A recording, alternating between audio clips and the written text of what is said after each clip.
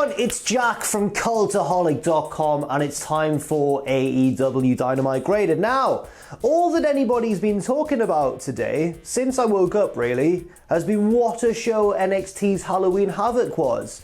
So it seems like we've taken a bit of a kicking here over on Team Dynamite. I feel, yes, like Tom Campbell has come round and just laid one on my doorstep, but that's okay. We'll move on and we'll see what Dynamite was like. But how good was Dynamite? There's only one way to find out, and that is by assigning each individual segment a lovely individual grade. And even though NXT may have taken most of the headlines last night, this was still a very eventful edition of Dynamite. So, without any further ado, this is AEW Dynamite Graded. We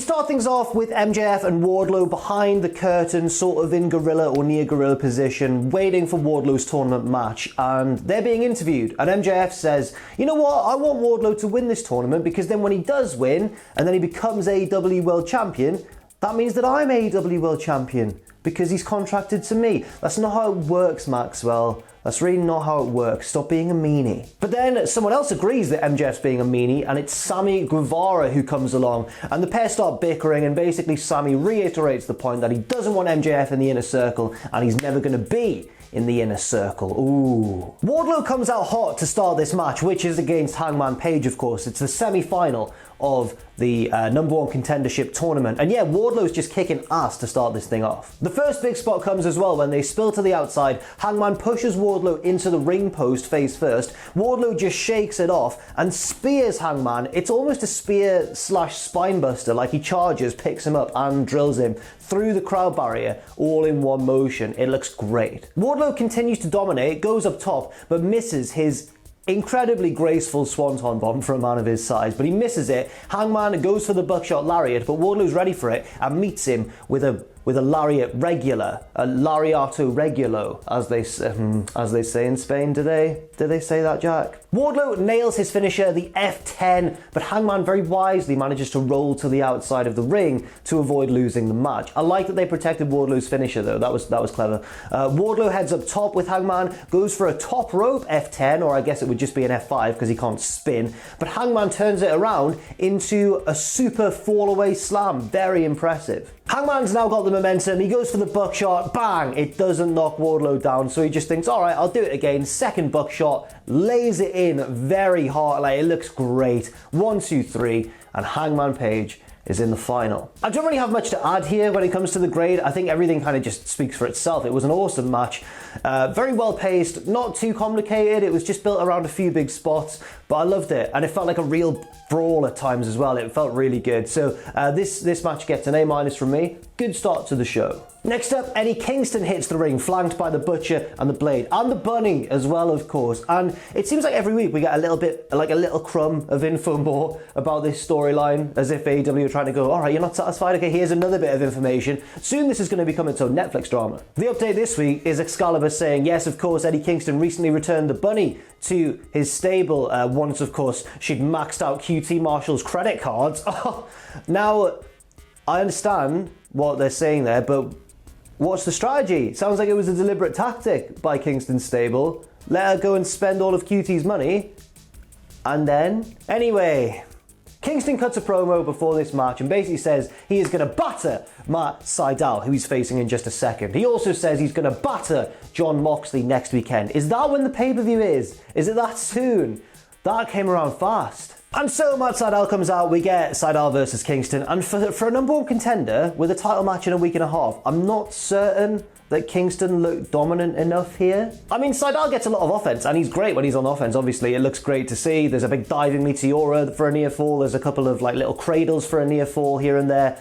And I don't want to see Sydal get squashed or anything, but sometimes you kind of have to make sacrifices, don't you? And I think in this instance, maybe a cleaner Kingston, not cleaner, but maybe a more dominant Kingston victory would have been preferable. I don't know, what do you think? To be fair, once Eddie fights back, it doesn't take long for him to put Sydal away. I mean, it's a spinning back fist, bam, and Sydal is totally out on the canvas. But Kingston is not done. He gets the bulldog choke locked in, which of course is Moxley's submission at the moment, and basically forces Sydal to quit. So Sydal's tapping out, the referee calls for the bell. Kingston keeps it locked in and makes him say, I quit. And Kingston's referring to him as Moxley. He's like, yeah, Moxley, that's what's going to happen to you soon, Moxley. But it's not like he's saying it to the camera. His bloody warped mind, right? Thinks that that's Moxley. What a scamp. Let's get to B grade. Nothing wrong with the match itself. I just, again, wonder if Kingston maybe should have taken a little bit less time to put Sydal away. But on the plus side, the post-match really helped that. It made Kingston look vicious and dominant, and yeah, it balances out to a B grade. Next up, we get a pre-recorded split-screen interview. Excalibur is with the Bucks in one location, and FTR are with Tully in another. Matt Jackson says his ankle is fine after FTR Pillmanized it last week, and says that he is ready, he's not going to let it stop him from competing in this historic match. Nick doesn't seem as convinced. He's like, you can't even play with your kids. Like, are you sure you're ready to come back? And Matt's like, yeah, whatever, it's fine. Excalibur asks FTR why they did that. Why would they risk this match by trying to injure one of their opponents last week? And, not Scott Dawson, come on, Jack. Dax Harwood says that basically he understands this is a historic dream match and that whoever wins the match will cement their name and legacy. That's not a question he asked, is it though? Excalibur then asks the Young Bucks about their recent heelish behaviour. They admit that it's been a bit out of character, but FTR have forced them to get their spark back and get their fire back by just being massive dicks, I suppose. So we've got FTR, a heel team, provoking the Young Bucks, who were a babyface team but really at heart are a heel team, into being a heel team once again. But from this interview segment, I feel like they're turning the Bucks face again. It's been a bit of a confusing build, hasn't it? I've seen a lot of confusion or just a lot of tiredness about this online. I'm sure the match is going to be great when we get to the match, but the build has been a little bit... Anyway, the interview appears to end when FTR take offense at not being asked as many questions. They storm out and the Bucks say, right, here we go. We have a stipulation in mind for the match at Full Gear. If we do not win, then we will set ourselves on fire. No. They say if we don't win, we will never challenge for those tag belts ever again. It's the old Cody stip. This gets a B grade. I mean, as I've mentioned there just before, it hasn't been the most consistent of builds to a big match, especially since Omega and Hangman left the tag division. They were like awesome in that role. At the same time though, even though it wasn't the most flashy or firework filled interview segment ever, I do enjoy the stipulation. I think that makes things a little bit less predictable for me because I was certain that FTR were going to win the first match and then the Bucks would win the rematch. Now I'm like, what, are the Bucks going to win then? Are they actually going to do a Cody and not challenge for those belts again? I don't know. Next up, Tony and Dasha welcome us to the AEW Town Hall meeting, which this is a long segment, man. The topic of this Town Hall meeting is, should MJF join the Inner Circle? There's Jericho in one side of the ring with all the Inner Circle around him, apart from Hager, who's getting ready for an MMA fight. And on the other side of the ring, we've got MJF without Wardlow, who I'm guessing is recovering from his loss earlier in the night. And various wrestlers are guests, and they'll come up to the microphone and ask a question to the wrestlers in the ring. The first is Luchasaurus, who says, how will you, MJF, continue the ongoing financial prosperity of the Inner Circle? And I'm like, why would he care? Why would he care? He's a big old babyface, part of a tag team. This is not the most pressing issue, on his mind. I just don't really get it. Anyway, MJF's got a graph to explain why he will be financially beneficial to the Inner Circle. Next up, it's Britt Baker and Reba. Reba is gushing over Chris Jericho, a parody of that time that reporter hit on Donald Trump. Jericho's all smiles and stuff, and then Britt's like, stop embarrassing me, Reba. And then we get to the question. As I mentioned, this was a long segment. Britt asks that, given MJF's ropey history with friendship, would he not, turn on the Inner Circle if given a chance to join them? And Jericho says, yeah, we are a bit worried about this, but we know that MJF knows that if he ever tried to turn on us, we'd knock his teeth down his throat and they'll stand up like the Backstreet Boys in unison, and it's all threatening. Next up, the librarian, Peter Avalon, asks if he can join the Inner Circle. They all laugh and say no. And then we get a question from Eric B. from Cody, Wyoming. And it's bloody Bischoff. He's in the house. Big pop for Bischoff. It was good to see it. Bischoff has 3 questions. He says, what can you, MJF, offer the Inner Circle? MJF says, friendship. Bischoff says, what can the Inner Circle offer you? MJF says, I'm not a great team player, but if I get the chance to join the Inner Circle, maybe I will become one. And Bischoff finally asks, he says, Jericho is a prima donna. Jericho gets cross. Tony Schiavone has to tell him to shut up, which is probably another joke from the recent election campaign. I don't know. I'm so English and so sick of it by now. But then Bischoff says, MJF, you're also a prima donna. How do you know that if you two do join forces, you won't just jump down each other's throats and be, you know, massive, massive rivals to each other? MJF is livid because he seems to have confused this question for Britt Baker's question earlier when she said, won't you turn on Jericho? Because he just starts answering that question. He's like, I'm not going to turn on him. I'm not going to turn on him at all. I've ticked all the boxes. And Jericho's like, no, you should answer his question. By which he means Britt's question. Weird writing in this segment. He goes, yeah, you should. Are you going to turn on me, huh? And MJF's like, no, I've ticked all the boxes. What more do I need to do to prove to you that I'm going to be good enough to join? And Jericho goes, well, you haven't beaten me yet. And that is where we get the setup for Full Gear, Jericho versus MJF. If MJF wins, he can join the Inner Circle. But MJF warns Jericho at the end of this that he will do anything to win that match. Anything. What does that mean? I've got a few theories, but I'm interested to know yours as well. What do you think MJF means, and what do you think he's going to do? And then right at the end of the segment, Ortiz gets on the microphone and says, right, look, MJF, I really don't like you, neither does Sammy. Santana's on the fence a bit, and also Jake's off getting ready for his MMA fight. So we think that what should happen is that it should be me and Sammy Guevara taking on you and Wardlow next week on Dynamite. And MJF, I think, accepts the match. It's probably going to happen anyway, isn't it? So we're going to get Ortiz and Sammy against MJF and Wardlow. So this gets a B grade from me, all things considered, all things added together, because honestly, I mean, there was quite a bit wrong with this segment. It was too long, in my opinion. I'm sick of the election coverage. The writing was a bit weird, and it felt like everybody had their own say, and maybe somebody just needed to take control and establish a key theme throughout. And finally, also, why would someone like Luchasaurus care about what's going on with the Inner Circle and MJF? But on the positive side, it was good promo work by pretty much everybody involved. I've got to give them all that. And also, the match announcement, that's really, really exciting. That's the bulk of why I'm giving this a B grade, because even though it was too long, it was generally entertaining, and it is good booking. It is going to lead to what I assume will be a very eventful match at Full Gear. Next up, we get the TNT title rematch between Cody and Orange Cassidy. Of course, they went to a draw last week. Orange Cassidy almost had the win. The time ran out as the referee's hand was coming down for the count of 3. This week, it's a rematch with a Lumberjack stipulation. And the Lumberjacks are basically the Dark Order and a few assorted heels on one side, and like all kinds of baby faces on the other side, including Billy Gunn. Great to see him involved. There's a flurry of signature move attempts right at the start of the match, but neither man can take control. A little bit later on, Cody gets Orange Cassidy on the apron, hits him off, Orange falls, and the best friends are there to do kind of a trust fall and propel him back up to the apron. Great friendship. Friendship is brilliant, isn't it? But then Cody finds himself in the same position. He gets knocked off the apron. The best friends catch him and then let him fall. Oh, they let him fall right on the floor, they did. Those cheeky boys. Cody gets back in the ring, gets knocked through the ropes, and then with the ref's back turn, Trent just sucker punches him as well through the ropes. I'm like, oh, it's all kicking off.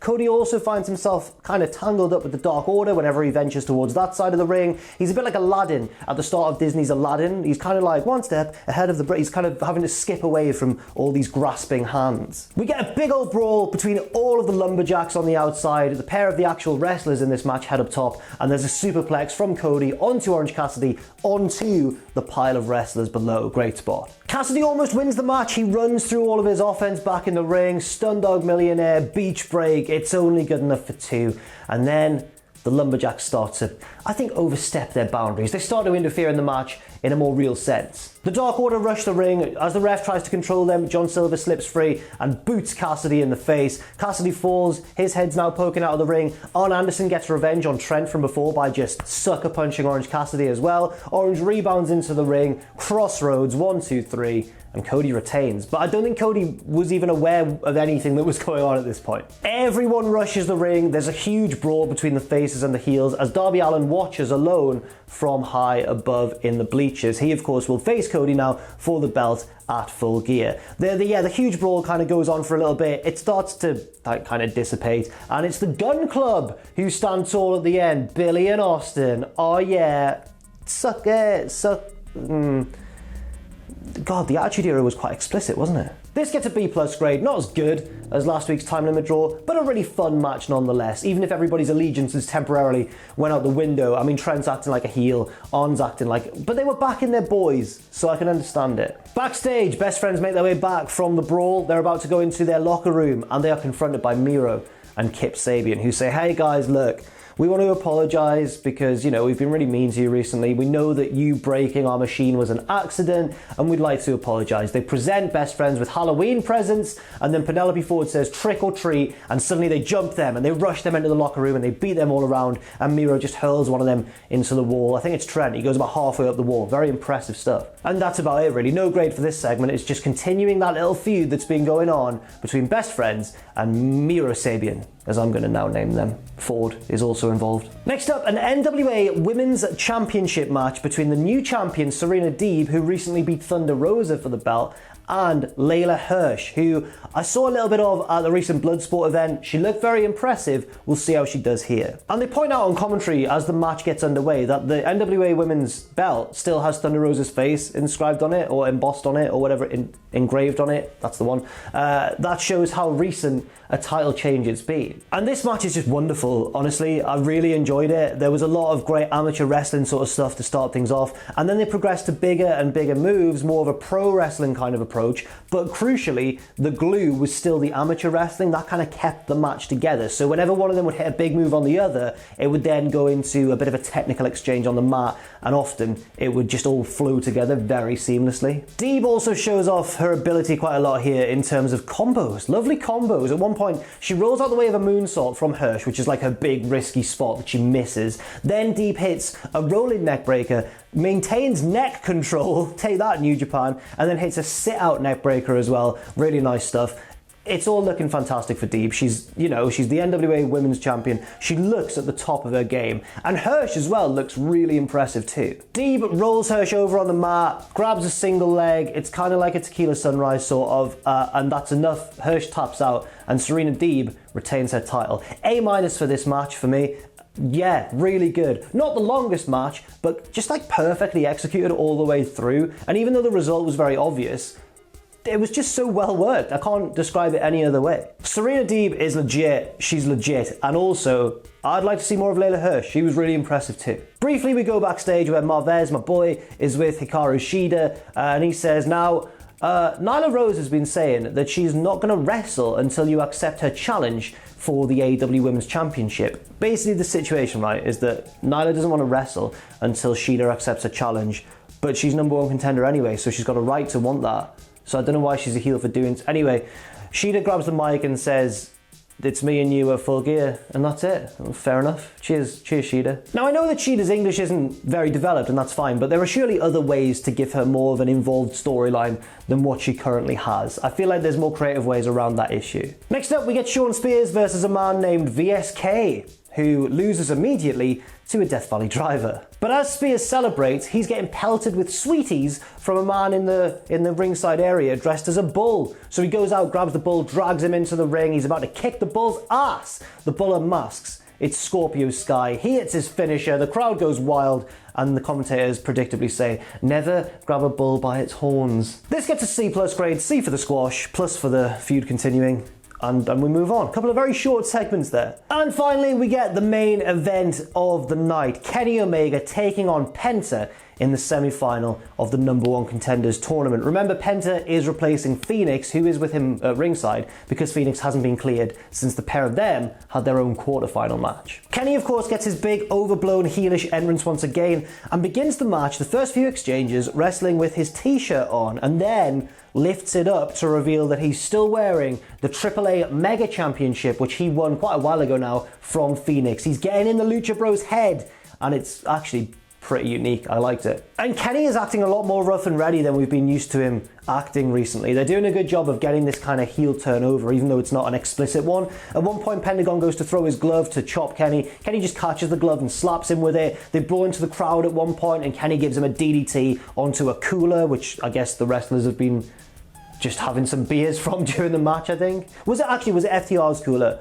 It may have been. But Penta has some big moves of his own. He stands on the middle rope and jumps to the outside of the ring and hits a destroyer on the ramp, gets Kenny back in the ring, package pile driver. It only gets 2, and the match has really escalated by this point very nicely. One-winged angel attempt from Kenny, but Penta manages to just sort of sit his weight down on him and reverse into that arm breaking spot, which apparently doesn't actually break arms in AEW. That's only a Lucha Underground thing. So at this point I'm thinking, oh, well, he's not going to be able to hit the one-winged angel. How is he going to win this match?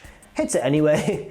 Gets the pinfall as well. At least he sells the arm a lot immediately afterwards. At least it was difficult for him, I suppose. But yeah, maybe he should have found a different way to win the match. And I don't want that to take away from the fact that this was a great match, a great ending to Dynamite. Probably my favourite match of the night, but the women's match was really close as well. I'm going to give this an A grade, but honestly, it could have been an A+ had they just not had him use the one-winged angel as the finish. But how good was Dynamite overall? Well, this was a very eventful show, and I feel like often its big segments didn't always deliver. It was very hit and miss, wasn't it? So the tournament matches 100% did deliver, whereas things like the town hall meeting, for example, maybe didn't quite fully realise their potential. So I will say, I probably do agree with everybody saying that Halloween Havoc was like awesome and probably the better show this week, but I will also say that Dynamite continues to roll on and pick up a lot of momentum heading into its big pay-per-view Full Gear, and they do such a good job at building to these pay-per-views. It really is, I think, the biggest strength of the promotion.